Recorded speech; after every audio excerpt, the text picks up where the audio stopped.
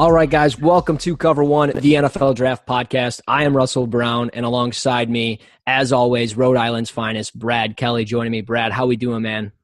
Excellent. Celtics and Bruins are looking good, so New England sports are currently in great standing. Oh, well, screw your sports teams because I don't know what the playoffs are, but we are joined by two very special guests. Michael Kist of Bleeding Green Nation is joining us today, and also Mark Schofield joining us, who does Locked On Patriots and a bunch of great stuff over with Inside the Pylon. Mike, Mark, how we doing, fellas? The Super Bowl champs are going to go first. Sorry about that, Mark, but I'm doing great. Thanks for having me on. Can't wait to talk about some Super Bowl champion Eagles draft talk. Oh, he's going to be so much fun tonight. I mean, it's just I can't imagine a more enjoyable way to spend a Sunday night than to deal with Michael Kist. It's going to be great. And looking forward to this all weekend. But other than that, Brad, Russell, pleasure to be with you, gentlemen.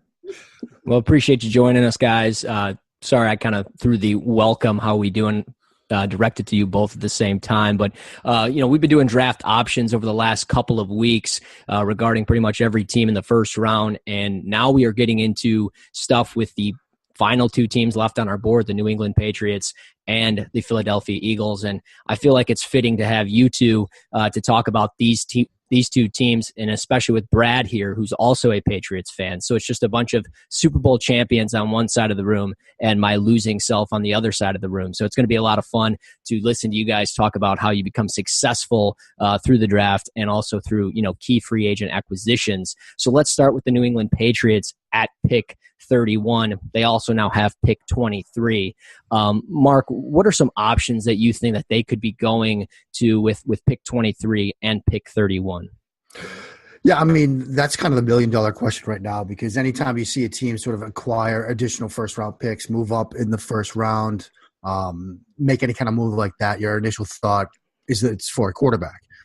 Especially a team like New England, where everybody expects that at some point in this draft, they will address the quarterback position. They do need to prepare for life after Tom Brady. That window is closing. I expect him to have maybe 2 good seasons left in him. Maybe he'll prove me wrong, but still, they need to get ready for that day. They can't roll on thinking that Brian Hoyer is the answer there. And so at 23, there's potential that they could see if somebody like a Mason Rudolph or is on the board there, or maybe a Lamar Jackson falls to that spot. Maybe there's some truth in the idea that they're going to try to get up a little bit if somebody falls, maybe try to get to, say 10 in that range, maybe even 9 with San Francisco, if a guy like a Josh Rosen falls, who apparently they like a lot. But that being said, though, in speaking with some people in and around Foxborough, I've been told that while they do want to address quarterback, they may go in a completely different direction. We all thought Kyle Lauletta, maybe in the 3rd round. They may even wait entirely and address it via a day 3 pick or even an undrafted free agent type and just say, look, the board didn't fall the way we wanted to. We're going to address other needs. And so moving beyond quarterback, I think you think about guys like, I look at the offensive line. I like the guys, Isaiah Wynn, Will Hernandez. I like those 2 guys. I think especially Wynn with his versatility up front, given the fact that they lost Nate Solder, given the fact that Antonio Garcia is coming back, but with a collapsed lung, you do wonder about his strength, his endurance and condition. They could go tackle. People have mentioned Colton Miller. I think he's more of a developmental project, but if he's there at 31, I could see it, especially with Dante Scarnecchia in the mix. Obviously, edge and linebacker, 2 positions they need to address as well. They need to get athletic, get a talent infusion at both of those spots on the defense. So, at edge types, you think maybe a Sam Hubbard, you think maybe a Marcus Davenport. You look at linebacker Leighton Vander Esch if he falls, Rashawn Evans, an Alabama kid they like. If they wait, maybe a more day 2 guy would be Fred Warner, the kid with BYU. So there's a number of different directions they could go. They could also go corner. Yeah, I mean, they brought in Jason McCourty. They still have Stephon Gilmore, but you want corner depth, so they could address corner with a guy like Mike Hughes, Carlton Davis, the lawn kid from Auburn. So a number of directions they could go. Those are some names that I'd throw out here at the top. Yeah, no doubt about it. I mean, I think there's a ton of options that they could be going. I mean, moving up for a quarterback, it's very interesting because with, pick 23, pick 31, they could certainly make that move to somewhere into probably the top 10, like you were saying. And it seems certainly like they're going to be competing with other teams in the AFC East if Josh Rosen falls, because you talk about Miami and Buffalo Bills. I mean, these are two teams that would probably be interested in his services. So I think moving up and getting that quarterback, especially if Rosen falls, it wouldn't surprise me. What do you think of the potential of maybe an Isaiah Oliver at pick 31 if they were to keep that pick? Yeah, I mean, Oliver makes a ton of sense too, Russell. That's a name that I should have probably included when I talked about corners because no worries.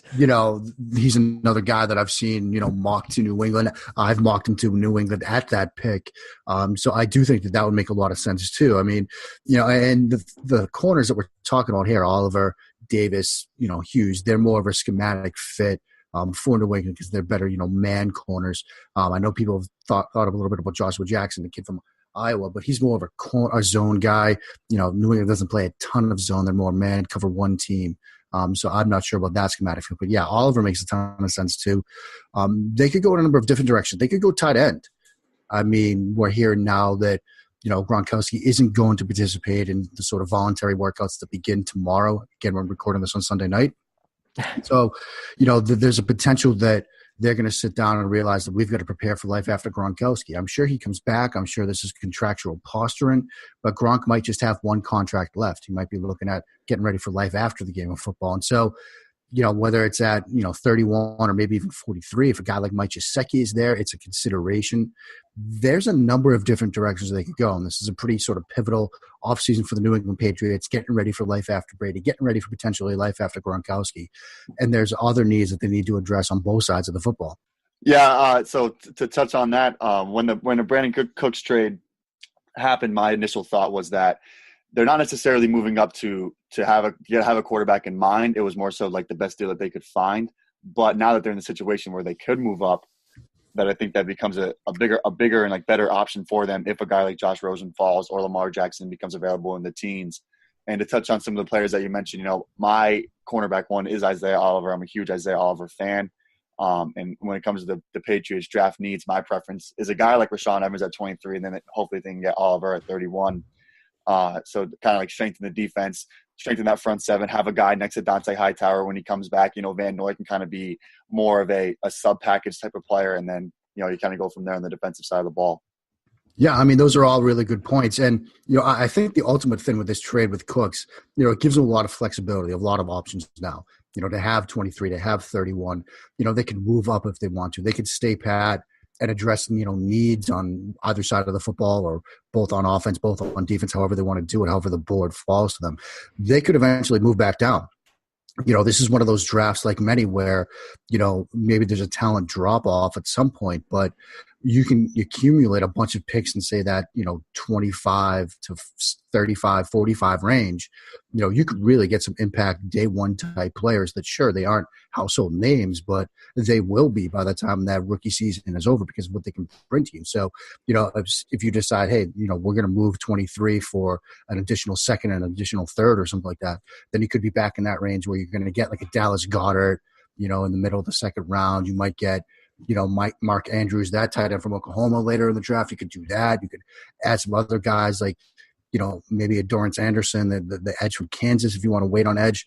And so there's a number of things they could do. It just gives them more flexibility. And the last time they had 2 first-round draft picks like this, they actually moved up with both picks to get 2 defensive guys, Dante Hightower, and I believe that was the year they drafted Collins as well. So they could do a number of things. Chandler Jones, yeah. Yeah, I mean, it's crazy to see that the New England Patriots, they've got 4 picks within the top 63 of the draft out of those 63. So, I mean, it's something that they don't have very often. And for them to have this flexibility and to be able to go out and acquire this many picks and then use them to add all the way across the board, it's going to be a lot of fun come draft night and through that 3-day weekend. But to a team that does not have 4 picks in the top 63, and this is not a shot because they are the reigning, defending, undisputed Super Bowl champions, the Philadelphia Eagles. They got pick 32. And I mean, Mike, I know you're sitting back just living in glory right now because your team, they did it. They got the ring. What do they do at 32? Yeah, they could go a lot of different ways. So the Super Bowl champion Eagles have a tell. And that tell is what they do with their visits. And right now with their visits and their meetings and their interviews, everything is pointing towards running back, cornerback, and offensive tackle. Isaiah Oliver is a guy that they met with as well on an official visit. Darius Geis is being wined and dined, and apparently they really like him, but Howie Roseman doesn't believe he's going to be there. So there may be a potential to trade up there. If some trades happen before the draft, they give them some extra draft capital, give them the ammo to do that. You're also looking at offensive tackle. I don't think any of the offensive tackles worth a first-round pick are going to be there. I think Mike McGlinchey goes. I think, thankfully, Colton Miller from UCLA goes before then because he's a bit of a project. We do have some time as far as developing those guys behind Jason Peters with Halapulivati Vaitai in the depth chart. So there's that as well. They also have a type with cornerbacks where you're looking at guys like Mike Hughes, guys that might project better into the slot but can still play a little bit outside. Jair Alexander is a guy that I really like there. So those would be the big names for me. Jair Alexander, Darius Geis, and then Connor Williams actually could fall to them there at 32. And I've heard people saying that they could trade back. I also think there's a potential that they could get sniped from behind them as well if they are looking at Geis, because what you're looking at behind them, at 33, it's Cleveland. At 34, it's New York. At 35, it's Cleveland again. Then 36 and 37 are the Colts. 38 is Tampa Bay. 41 is Oakland. All of those teams are running back needy teams. Depending on how the beginning of the draft shakes out, they could jump in front of the Eagles and snipe Geis or someone like that. Then maybe they're looking at maybe like a Ronald Jones. But there are a lot of different directions that this team can go. The immediate needs are nickel corner as a starter. I don't think Jalen Mills is the answer there. They could possibly look at a second tight end, someone like a Dallas Goedert from South Dakota State. They haven't really done too much with tight ends yet. And then offensive tackle. And yeah, I mean, again, Super Bowl champions returning 20 out of 22 starters. It's a pretty good position to be in. And pretty much anything is a luxury pick at this point. Yeah, no doubt about it. And I mean, you bring up the possibility of trading back, and I know you talked about potentially Ronald Jones is a fit there, maybe in the second round if they move back, get a couple more picks. But let's just say they, hypothetically speaking, they take a corner or an offensive tackle. At pick 126, is there a potentially, fit for them at running back that you would think at 126, 128, somewhere in those rounds where they could be looking at a running back? Is there one in later in the day 3 that you would like? Yeah, I don't know if it gets there, but I am in love with a couple of guys. The first one being Nyheim Hines from NC State. He played wide receiver for the first year and a half of his playing time there. So he has that ability. I thought he was a better route runner than Jalen Samuels when they played together. So he has the ability to line out the slot. He's got return value, which we're looking for as well. Kenyon Barner has not been brought back. We don't know what's going on with Darren Sproles. So that could fill a couple of needs along with adding to that running back rotation, add some explosiveness. A different type of back, but still can contribute in the receiving game is John Kelly from Tennessee, who Alvin Kamara said runs through faces, and it's absolutely true. He's got one of the best stiff arms in the game. Had a good weigh in for him at 216. People thought he was lighter. His 10-yard split was good. The 40-yard, not so good. Long speed was never going to be his game. Doesn't have a whole lot of wiggle, but he's got a whole lot of finishing ability in the open field. So those would be two guys that I would be targeting at running back at that point. As far as the other running backs go, and looking past, their first round pick and the fact that they have 2 picks in round 4. Are there any other positions that you think that they could be looking towards? After that first round pick, say they have that 32nd pick, they use it, and then they look into the 4th round. Like what positions do you think that they could really be eyeing? In those middle rounds, and is receiver a possibility? They lost Torrey Smith. What do you think about those mid round picks? Yeah, receiver is weird because you have Matt Collins waiting in the wings. You just bring in Mike Wallace on a deal, so they got their burner type to replace Smith. I do still think it's a possibility. Cortland Sutton from SMU just said that the Eagles really liked him a lot. Obviously, he's not going to be around there in those later rounds. He may be the first wide receiver taken off the board. But as far as a position I know that they're really looking at, and they need depth there, it's tight end, like I mentioned before. And there you're looking at a guy like Dalton Schultz from Stanford, who I know that the Eagles tight end coach really likes. He's going to pound the table for him. And Zach Ertz is going to be in his corner as well. Really good blocker, technically sound. Apparently he wants to add some weight too, which is good because that was a deficiency that I saw on tape every now and then where, he could get a beat by bigger guys, but he can seal the edge and do a lot of the different things and is a decent receiver. You're also looking at a guy like Durham Smythe, who's a really solid blocker. It's a project as a receiver, but brings a lot to the table. Ian Thomas is someone that they just had an official visit with as well. So he's my boy. Yeah, he's got some serious upside, and I think it was Tony Pauline that said that he could be one of the best tight ends in the draft in the next couple of years as far as production-wise, looking down the line. So tight end is a big look for me, and then you're also looking at safety would be another spot. Early, they could go with a guy like Justin Reed from Stanford, but later on, you're looking at a guy like Jeremy Reeves from South Alabama who balled out during the Senior Bowl, maybe a Trayvon Henderson from Hawaii. They're looking for that third safety spot and either a guy that can fill the Jenkins role or the McLeod role down the line, because I don't see Rodney McLeod lasting more than 1 year with that contract. Now, Mike, you brought up, they're bringing back 20 out of 22 starters. So clearly there's not a ton of, needs as far as starters go on this team, in my personal opinion. But how would you feel about them, trading away some picks, including pick 32, maybe pick 32, 126, and maybe even a pick next year? I don't know what it would take to get the deal done. I don't have that trade value chart in front of me, and I don't know how truthful that chart is, to be honest. But if they were to move up into the draft, let's say, Arizona, for an example, a team that they don't have a ton of picks, they could use some more picks.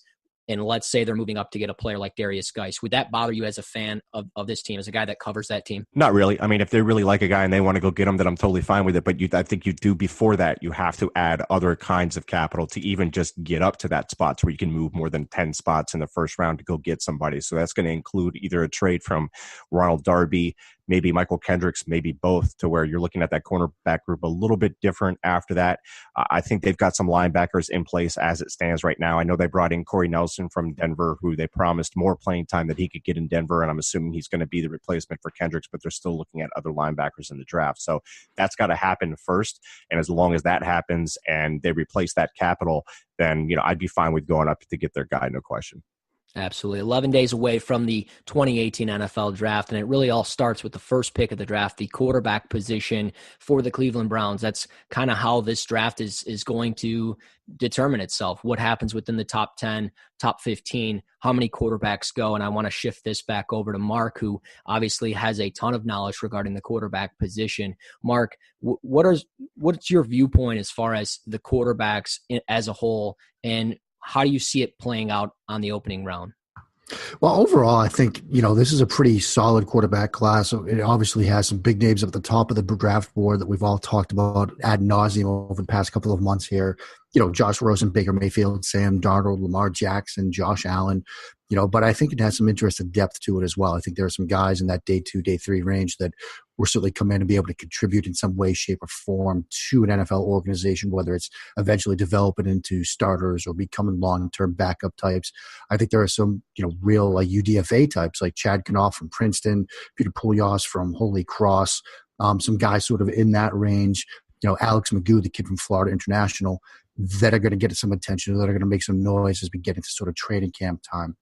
But when I sort of look at the sort of start of this draft and I look at Cleveland's options at 1, having the entire board available to them, and I look at how they've sort of structured themselves schematically over the past, couple of months here, adding Todd Haley, making, a trade for Tyrod Taylor, who is a solid enough NFL quarterback where their rookie quarterback, whoever they draft at 1, shouldn't have to see the field unless, Hugh Jackson fears for his job. I look at what, Tyrod Taylor brings from a trade production standpoint and his ability to throw downfield, which he's kind of an underrated vertical passer. My anticipation is Cleveland's going to have a vertical element to their passing game. That's what Todd Haley likes to do. And I think, while I look at Josh Rosen as perhaps the most scheme diverse guy in this group, I really think it comes down to Sam Darnold and Josh Allen, which, surprise, surprise, are the 2 names we've seen most linked to the Cleveland Browns. And if it were me, and if that's the choice, Darnold or Allen, it's Darnold, because I'm not making the bet on Josh Allen, who has some nice traits, can do some things, obviously impressive with his arm, very athletic kid, but it's a real big, it's a real small needle there to thread, seeing him become sort of a viable NFL starting quarterback, given the sort of what we've seen on him from film, over the course of the past 2 seasons, given the fact that he hasn't really sort of developed the other stuff that you need to do other than throwing the ball hard and fast and long. And the fact that, look, there aren't many quarterbacks that sort of fit his statistical profile dating back to junior college that have panned out in the National Football League. And so when you couple that with the fact that, as I said, if he's forced into action early, like he might be if they start 0-4, it's just a bad spot. So if it's me and those are the 2 choices, I'm going with Sam Darnold. But, luckily, I'm not a fan of the Cleveland Browns. I'm a fan of the 5-time Super Bowl champion New England Patriots, so I don't have to worry too much about that one. Mark, I want to ask you. So, say Darnold is a number one overall pick. If the Giants go quarterback, who is the proper fit for that offense? Who do you think it would be, and how do you think it affects the quarterback team fits from there on out? Surprisingly, Brad, when I look at, you look at Pat Schumer offensively, obviously he's more in that West Coast coaching tree. But, the offense that he was running with Minnesota last year still had some of that Norv Turner influence on it. It still had some of those vertical elements to it. And they were also, at least according to PFF's chart, the number 2 team in play action pass usage. They did a lot of stuff in the vertical passing game off of play action. And while I think, if it were me, I think Rosen would be a great fit for that. They might think Josh Allen, surprisingly enough. And that's a link that we haven't seen too much, because I think people assume that, if the Giants go quarterback, and more likely it's going to be Darnold if he's there. If not, they'll address another position. But I think Rosen and Allen would be interesting fits there. I think at 3, I would be stunned if it's not Baker Mayfield. I mean, I think the fit makes so much sense for the Jets, given what they've done offensively. Robert Klemko over at Monday Morning Quarterback has basically said, for reasons I won't say until after the draft, I think it's the Jets at 3 for Baker, and he's been following Baker the entire way. And so say that's the board. Say it's Darnold at 1, we'll say Allen at 2, Baker at 3. Then if you're Cleveland, you're basically just, holding a lottery, at that point, an auction for that pick and Josh Rosen. And maybe Rosen is the guy that falls. I mean, we've heard that intimated a lot throughout this draft process, that if there's a quarterback that falls, it's going to be Josh Rosen. Maybe it's him, and maybe that brings into place the scenario that we talked about at the outset. The 5-time Super Bowl champion New England Patriots might be able to get up and get Josh Rosen. So Michael, as far as trading Nick Foles goes in the quarterback situation in Philly, how would him trading him affect their draft plans? Could they be looking at a quarterback later in the draft? And what do you think a possible trade for Nick Foles could be? Yeah, they really haven't done a lot of vetting of quarterbacks. I think they plan on holding on to Nick Foles, considering what they were offered wasn't matching what they wanted to move on from him. You think about the Carson Wentz injury, and I think it's tied to that recovery. You won't know more about that recovery until the summer. These teams that trade for a quarterback want to have them in early, have them in for OTAs, training camps, all that good stuff, and that's just not going to happen with this current situation. There was a lot of smoke about the staff loving Nate Sudfeld. I don't know how true that is, or how much they love him this year, or rather his 3-year, 4-year projection, down the line, being a serviceable backup that can come in and spot start. It would take probably a late first-round pick to move him. Maybe something like the Jacksonville Jaguars shock the world and do that. Or they shock the world and take Mason Rudolph at the end of the first, because the NFL draft is weird. But I can't see them moving on from Foles right now. I don't think the offers are going to be good enough. If they did, it would have to be late first round. And again, they haven't vetted quarterbacks very much in this pre-draft process, and they usually have to tell with that. I don't see any reason why they wouldn't be doing their homework heavily if that was something in the works. And I have one last question for Mark, going back to the New England Patriots. As far as the wide receiver room goes, it's incredibly deep at the moment. They have a ton of guys. They brought in a few guys this offseason on top of players that they brought in last year, like Philip Dorsett, Kenny Britt. They added Cordell Patterson. They added Jordan Matthews. They already have Edelman coming back. They have Hogan coming back. They got rid of Amendola. They have Mitchell coming back. What is your take on their depth there? And is that a possible position that they could try to find a player in the draft, and who kind of gets a short end of the stick in that situation? Yeah, I mean, you're right, Brad. It's such a strange wide receiver room right now, because you look at them right now and you think, okay, your 3 starters are probably Jordan Matthews, Chris Hogan, Julian Edelman. You're getting Malcolm Mitchell back. You're bringing Kenny Britt back. You've added Cordell Patterson, who I think they're going to use more as a special teamer. They'll have some packages for him. It wouldn't surprise me to see them use him almost as a running back at times. You've got Philip Dorsett.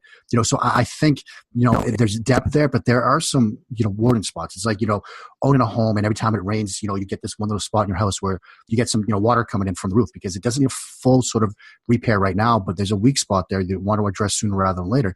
And that's the slot position. I mean, they lose Amendola. You've got Edelman coming off of injury, but he's getting into that sort of age frame right now where is around the time when they lost Welker to injury. I'm not sure if Philip Dorsett is going to be the long-term answer there. So I've thought long and hard that, they might look later in the draft for a potential slot guy. And, the name I keep coming back to is Braxton Berrios, the kid from Miami. I just think he sort of screams Patriot. And, every time I do a sort of mock draft for New England, he's on the board there, that first pick of the 7th round. And I'm just like, well, this is the sort of perfect spot, right? So I think that they won't need a guy to come in and play right away, but I think Berrios could, come in, give them some slot reps, keep Edelman somewhat on a pitch count like they kind of did with Amendola to a certain extent last year, do some special team stuff for them, and at some point if they have to move on from Edelman, they might have their next slot guy in place. It's funny, I was actually finishing up my Braxton Berrios grade right before we started this podcast. There you go. Yeah, but small white receivers. What are your thoughts on Richie James as a possible fit in the Patriots offense and his versatility and how they would value that? Yeah, if I had to sort of, look at guys that I would love to see New England get at the wide receiver spot, James would be in that mix as well as Deshaun Hamilton. Those are two guys that I think the 5-time Super Bowl winning New England Patriots would love to have on their roster. And I think James would be a tremendous fit. When I was studying Stockstill, the quarterback from NTSU, got a chance to watch James a lot. I think he's a nice receiver and a nice sort of diverse skill set. So I think he would be a good fit. Obviously, Deshaun Hamilton is a tremendous talent. Got to see him in person, both at the Senior Bowl and when Penn State hosted Indiana. I think those guys would be great, but it would surprise me to see, given their current, stable of wide receivers, that they use a pick earlier in the draft, where I think at least Hamilton might go early. They could probably get James day 3, but I just keep coming back to Berrios, man, with that 7th round pick. Awesome. Well, gentlemen, really appreciate all the great insight regarding your two franchises from the New England Patriots and the Philadelphia Eagles. Mark, where can we find you on Twitter? Easiest place is Twitter, like you said, my friend. And thanks to both you, Russell and Brad, for having me on to talk about the 5-time Super Bowl winning champion New England Patriots. You can find me on Twitter at Mark Schofield. Most of the time I'm making fun of Michael for his horrific takes, as well as his poor play on Battlefield 1, where he's just he's losing it, man. I don't know what it is. I don't know if it's I'm trying to play Fortnite or what, but he's just losing it. But yeah, at Mark Schofield on Twitter, the work over at Inside the Pylon, the work recently over at Pro Football Weekly, Locked On Patriots. All over the place. All over the place, man. Guys, definitely follow Mark on Twitter. It's definitely well worth it. And Michael, where can we find you, my friend?